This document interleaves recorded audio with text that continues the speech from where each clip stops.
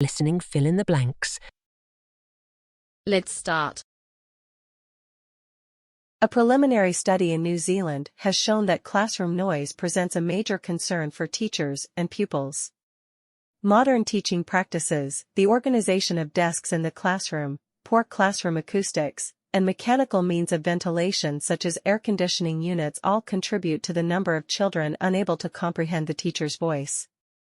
Education researchers Nelson and Soley have also suggested that recent trends in learning often involve collaborative interaction of multiple minds and tools as much as individual possession of information. This all amounts to heightened activity and noise levels, which have the potential to be particularly serious for children experiencing auditory function deficit.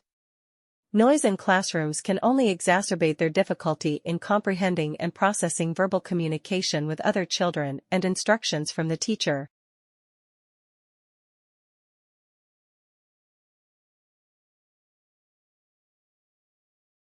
Noise usually means unwanted sounds which interfere with genuine information.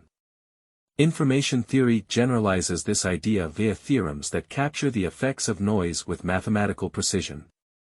In particular, Shannon showed that noise sets a limit on the rate at which information can pass along communication channels while remaining error-free. This rate depends on the relative strengths of the signal and noise traveling down the communication channel, and on its capacity, its bandwidth. The resulting limit, given in units of bits per second, is the absolute maximum rate of error-free communication given signal strength and noise level. The trick, Shannon showed, is to find ways of packaging up coding information to cope with the ravages of noise, while staying within the information carrying capacity bandwidth communication system being used.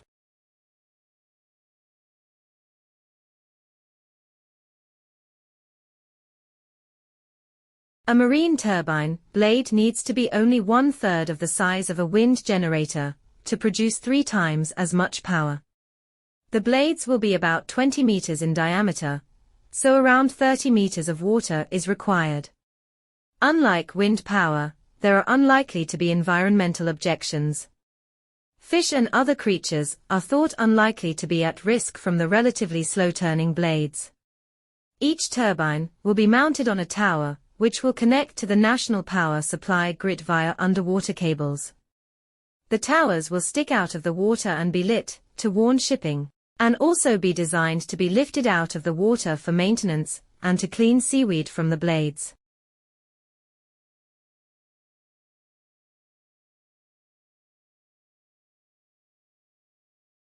These attitudes are still with us, and they motivate a widespread concern that linguistic standards should be maintained.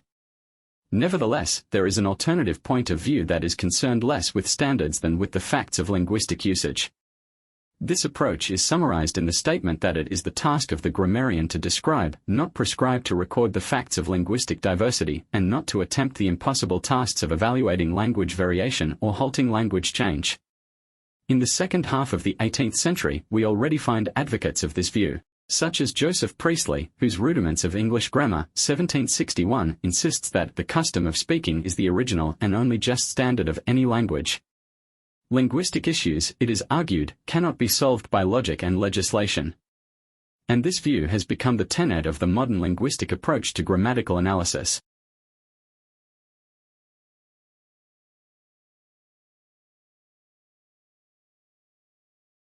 The invention of rockets is linked inextricably with the invention of a black powder. Most historians of technology credit the Chinese with its discovery. They base their belief on studies of Chinese writings or on the notebooks of early Europeans who settled in or made long visits to China to study its history and civilization.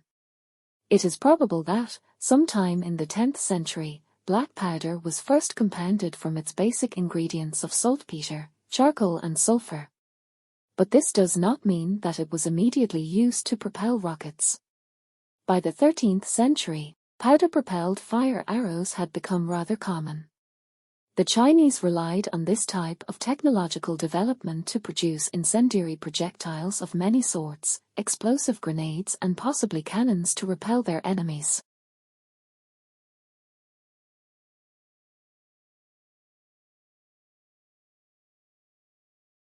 From the very first caveman to scale a tree or hang from a cliff face, to the mighty armies of the Greco-Roman empires in the gymnasiums of modern American high schools, calisthenics has endured and thrived because of its simplicity and utility.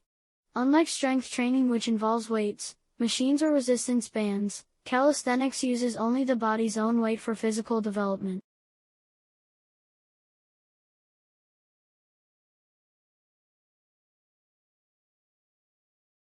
Dung beetles work from the inside of the pats, so they are sheltered from predators, such as birds and foxes. Most species burrow into the soil and bury dung in tunnels directly underneath the pats, which are hollowed out from within.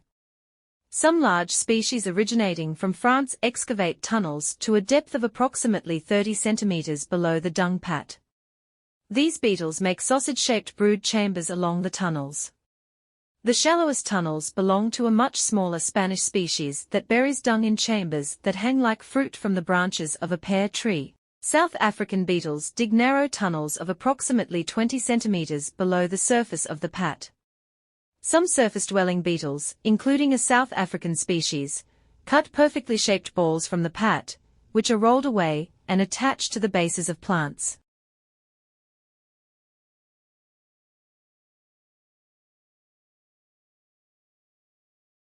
The houses were partly built into a mound of waste material known as midden, which would have provided both stability and a thick layer of thick insulation against the harsh climate. From the outside, the village would have looked like a low, round mound, from which the roofs emerge.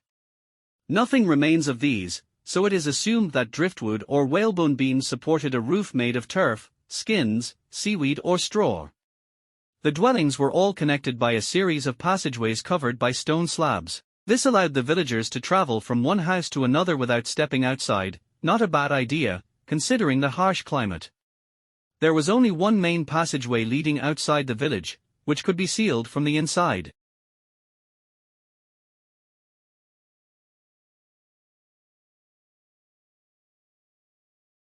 Prison gangs are flourishing across the country. Organized, stealthy and deadly, they are reaching out from their cells to organize and control crime in America's streets. Prison gangs are flourishing from California to Massachusetts. In 1996, the Federal Bureau of Prisons found that prison disturbances soared by about 400% in the early 90s, which authorities say indicated that gangs were becoming more active. In states such as Illinois, as much as 60% of the prison population belong to gangs, Godwin says. The Florida DC has identified 240 street gangs operating in their prisons.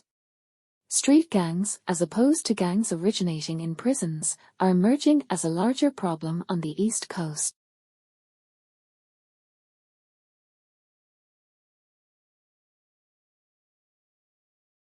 Morality is a private and costly luxury, wrote the author Henry James, in a statement that seems to condemn all the poor and mistreated to the rubbish heap.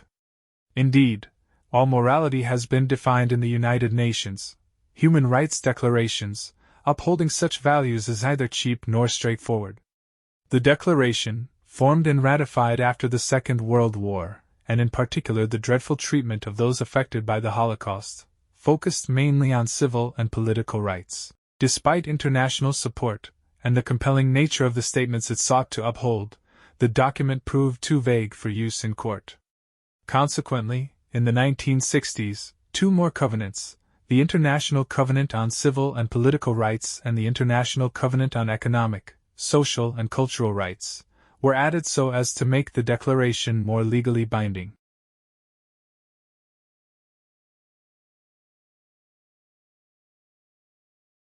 Like, share, subscribe the channel and press the bell icon for further updates.